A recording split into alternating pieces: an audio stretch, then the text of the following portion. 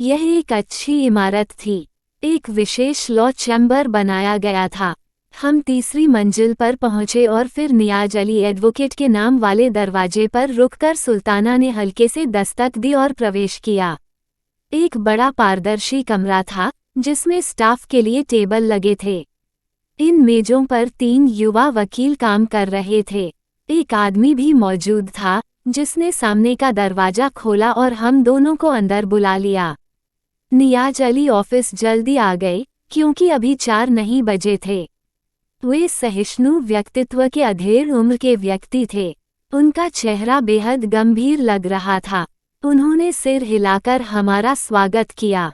मैं आगे बढ़ा तो उन्होंने मुझसे हाथ मिलाकर कहा, हेलो बेबी। नमस्ते महोदय, कृपया बैठ जाओ। तुम्हारे माता पिता कैसे हैं बेटा?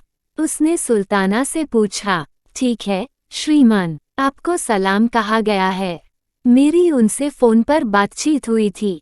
क्या यह शाहाब अहमद है? जी हाँ सर, मेरा नाम शाहाब अहमद है।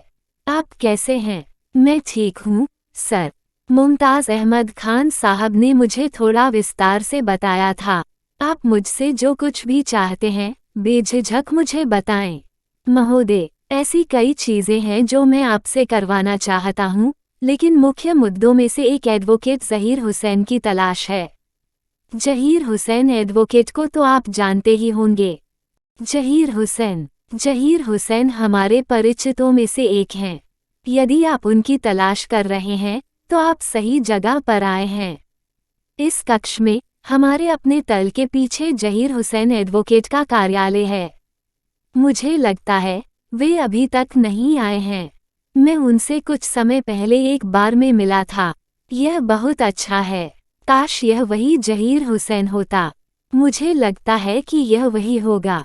एक है मिर्ज़ा ज़हीर बेग एडवोकेट, एक थे ज़ाहिर खान नियाज़ी साहब जो देश से बाहर चले गए हैं।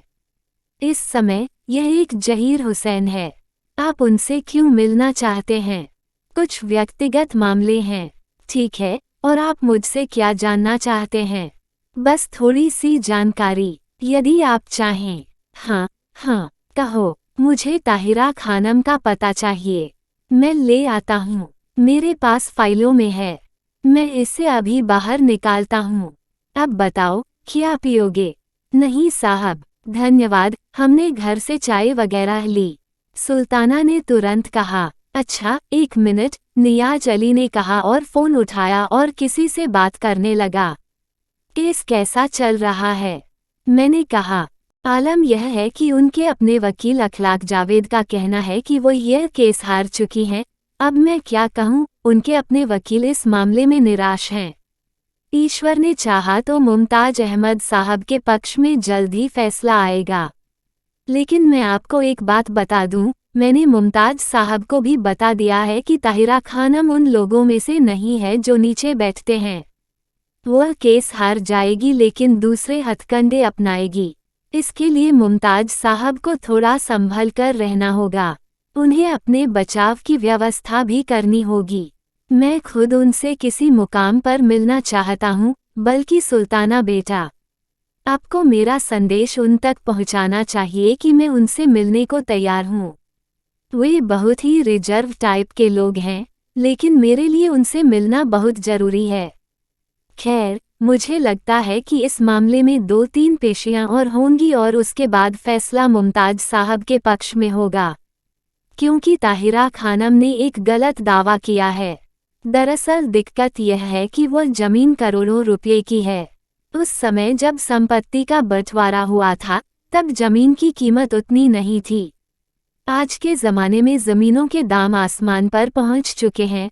उन्होंने इस ज़मीन को ऐसी चीज़ से बनाया है जिसे वे नहीं जानते। और ताहिरा खानम जानती हैं कि अगर इस ज़मीन का एक छोटा सा हिस्सा भी उनके कब्जे में आ गया तो वह इससे करोड़ों की कमाई करेगी।